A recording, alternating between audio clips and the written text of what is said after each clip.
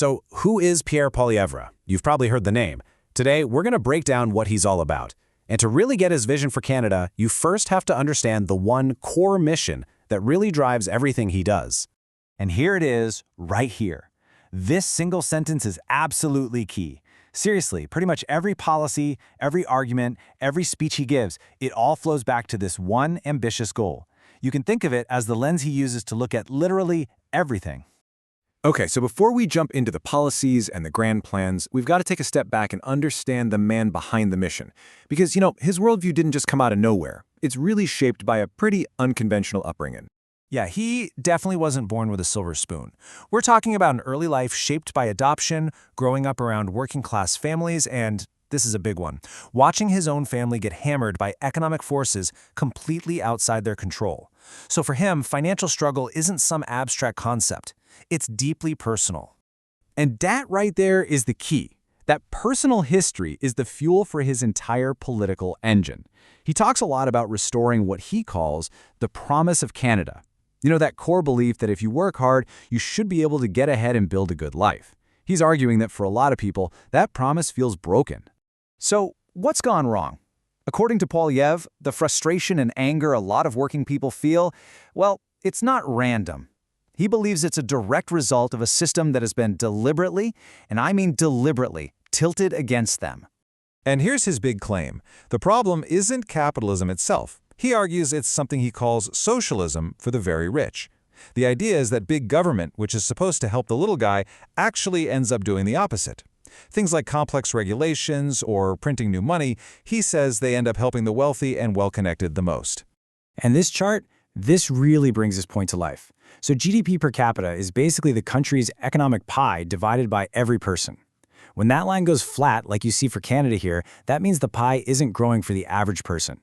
It translates directly into wages that don't keep up and that feeling that you're just stuck on a treadmill, not getting anywhere. So how does this happen? Well, here's a big piece of his diagnosis. It's called the Cantillon effect. Sounds complicated, but the idea is simple.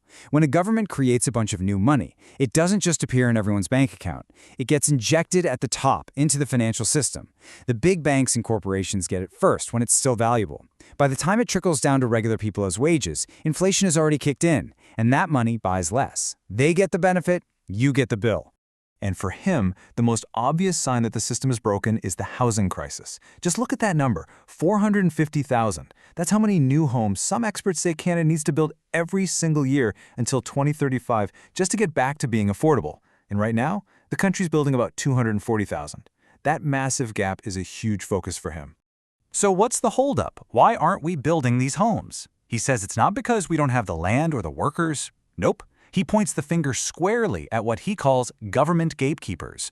We're talking painfully slow permits, huge development taxes, and just a mountain of fees that add up and make it way too expensive to build. And I love this analogy he uses, the penny on the map. Think about it. Canada is massive, right?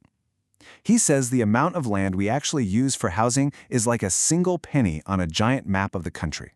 His point? The idea that we're running out of space is just ridiculous. He argues the scarcity is completely artificial, created by red tape. Okay, so if the problem is a top-down system that funnels wealth upwards, what's the solution? Well, his philosophy is basically to flip that on its head. It's all about a bottom-up system built on one core idea, free enterprise.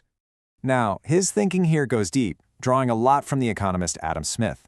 But it's not just the invisible hand stuff everyone talks about.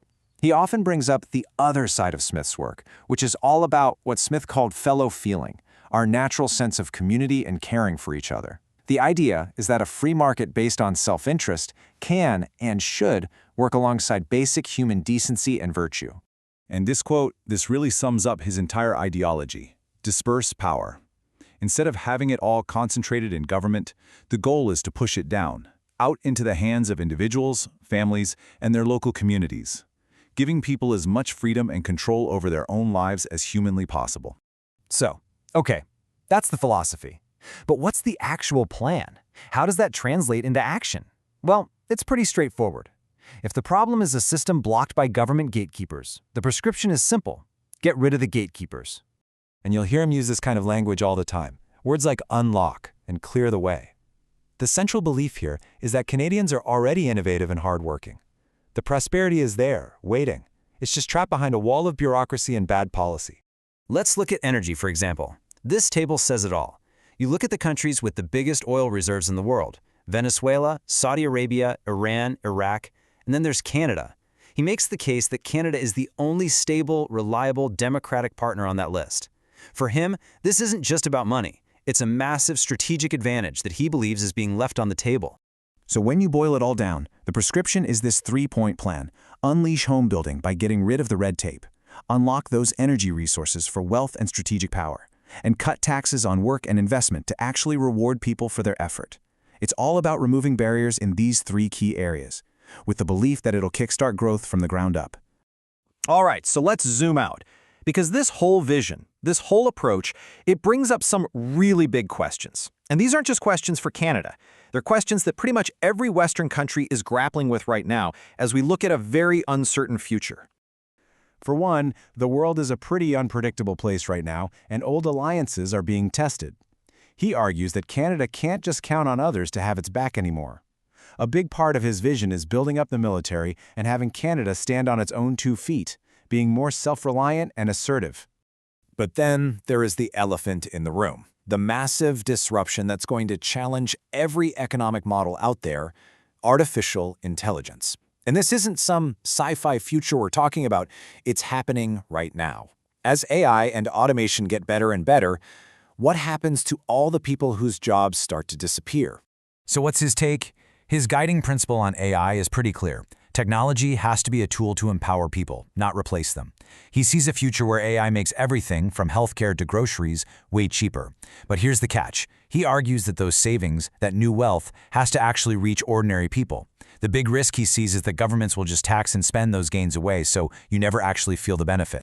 And that brings us to the fundamental question, the big bet at the heart of his vision.